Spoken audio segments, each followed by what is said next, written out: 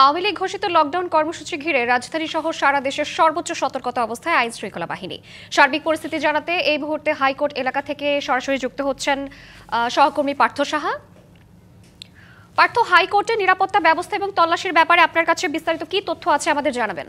যেমনটি বলছিলেন, আমি বর্তমানে অবস্থান করছি হাইকোর্টের যে মাজার গেটটি রয়েছে, এই মাজার গেটের ঠিক সামনে। এই জায়গাটিতে আগামীকালের যে নিষিদ্ধ ঘোষিত সংগঠন আওয়ামী লীগের ডাকা লকডাউনের পরিপ্রেক্ষিতে এই জায়গাটিতে আইন শৃঙ্খলা বাহিনীর যে সতর্ক অবস্থান সেটি কিন্তু আমরা লক্ষ্য করতে পারছি। আমার ঠিক পিছনটিতে যদি আমি একটু দেখানোর চেষ্টা করি, এই মাজার গেটে কিন্তু বিজিপি, পুলিশ সহ যে সকল আইনশৃঙ্খলা বাহিনীর সদস্য রয়েছেন তারা কিন্তু এখানে সতর্ক অবস্থানে রয়েছেন।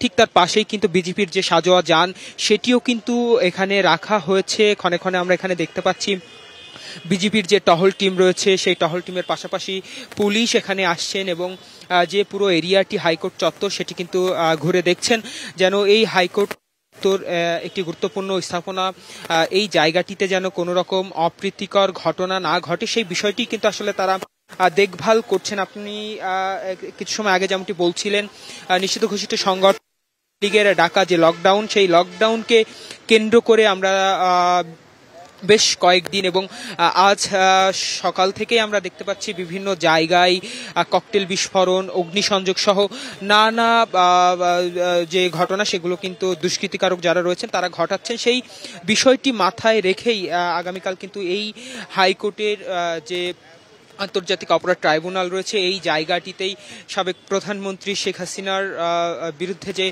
মামলা রয়েছে জুলাই আগস্টের গণ অভ্যুত্থানের সময় মানবতা বিরোধী যেই মামলাটি রয়েছে সেই মামলার রায়ের তারিখ কিন্তু এই জায়গা থেকে ঘোষণা হবে। সেই জায়গাটি পুরো একেবারে আমি যদি বলে রাখতে চাই, এই জায়গাটি কিন্তু একটি নিরাপত্তার চাদরে কিন্তু মুড়িয়ে রাখা হয়েছে। সেই সন্ধ্যা থেকে আমরা এখানে অবস্থান করছি। এখানে আইনশৃঙ্খলা বাহিনীর সদস্য যারা রয়েছে তারাও কিন্তু এখানে বেশ শক্ত অবস্থানে রয়েছে, সতর্ক অবস্থানে রয়েছে এবং রাজধানীর বেশ কয়েকটি গুরুত্বপূর্ণ পয়েন্ট কিন্তু আমরা প্রদক্ষিণ করেছি। সেই জায়গাগুলোতেও আমরা দেখতে পেয়েছি আইনশৃঙ্খলা বাহিনীর যে চেকপোস্ট, তল্লাশি সেটি কিন্তু আসলে চোখে পড়েছে। তারা মূলত এই গুরুত্বপূর্ণ সড়ক যেটি রয়েছে, গুরুত্বপূর্ণ সড়কগুলোতে এবং গুরুত্বপূর্ণ স্থাপনাগুলোতে কিন্তু তারা অতিরিক্ত নজরদারি এবং টহল টিম বাড়ানোর যে বিষয় সেটি কিন্তু আসলে লক্ষ্য করা যাচ্ছে।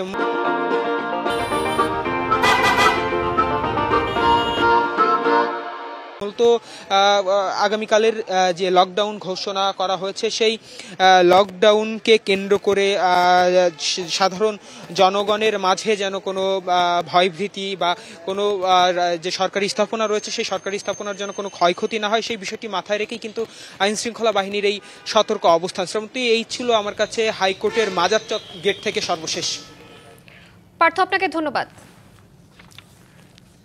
শুভ, আপনার আমাদের সাথে যুক্ত হচ্ছেন সহকর্মী শুভ ঢাকা বিশ্ববিদ্যালয় থেকে। সেখানে দুটি ককটেল বিস্ফোরণ ঘটেছে।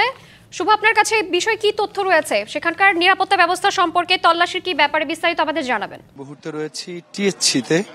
আপনারা জানেন যে রাত 9:15টার দিকে কিন্তু টিএসসি চত্বরে পরপর দুটি ককটেল বিস্ফোরণ ঘটেছে লকডাউনকে কেন্দ্র করে এবং ঢাকা বিশ্ববিদ্যালয়ের যে প্রক্টর রয়েছেন সেখান থেকে জানানো হয়েছে যে সোহরাওয়ার্দী উদ্যান থেকে কে বা কারা অতর্কিতভাবে এই ককটেল বিস্ফোরিত করেছে এবং তার জন্য পুলিশের একটি টিমও সোহরাওয়ার্দী উদ্যানে কিন্তু অভিযান করেছে। এখানে ককটেল বিস্ফোরণে একজন একটু আহত হয়েছিলেন এবং এই মুহূর্তে যদি টিএসসির পরিস্থিতি আমি আপনাকে ঘুরিয়ে দেখানোর চেষ্টা করি, এখানে কিন্তু ঢাকা বিশ্ববিদ্যালয়ের যে ডাকসু রয়েছে সেই ডাকসুর যারা নির্বাচিত ভিপি, জিএস, এজিএস রয়েছেন তারা কিন্তু এখানে অবস্থান করছেন এবং এখানে তারা ক্রিকেট খেলছেন এবং চারিদিকে ডাকসুর নির্বাচিত প্যানেলের অনেকেই এখানে রয়েছেন এবং টিএসসির যে আইন শৃঙ্খলা পরিস্থিতি যদি বলি, এখানে পুলিশের টিম কিন্তু এখানে মোতায়েন করা রয়েছে। আপনাদেরকে আমরা দেখানোর চেষ্টা করছি যে ককটেল বিস্ফোরণের পরে কিন্তু এখানে অতিরিক্ত পুলিশও মোতায়েন করা হয়েছে। একই সাথে ঢাকা বিশ্ববিদ্যালয়ের যারা শিক্ষার্থী রয়েছেন তারাও কিন্তু টিএসসি চত্বরে রয়েছেন, অবস্থান রয়েছেন এবং এই মুহূর্তে কিন্তু টিএসসি চত্বরে ডাকসুর যে ভিপি সাদিক ক্যাম্প তিনিও রয়েছেন এবং তার সাথে শিক্ষার্থীরাও রয়েছেন, যাতে সামনে যে সময়টি রয়েছে সেই সময় যাতে কোনো অপ্রীতিকর কোনো ঘটনা না ঘটে সেই প্রেক্ষিতেই কিন্তু প্রশাসন এবং ঢাকা বিশ্ববিদ্যালয়ের শিক্ষার্থীরা এখানে অবস্থান করছেন। সবকিছু মিলিয়ে যদি আপনাকে বলি, এই মুহূর্তে ঢাকা বিশ্ববিদ্যালয়ের চিত্র থমথম বিরাজ করছে, যেহেতু রাত 9:15টার দিকে দুটি ককটেল বিস্ফোরণ ঘটেছে।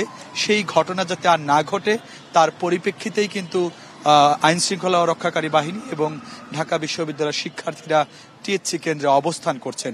শ্রাবন্তী, এই ছিল ঢাকা বিশ্ববিদ্যালয় থেকে। শুভ, আপনাকে ধন্যবাদ।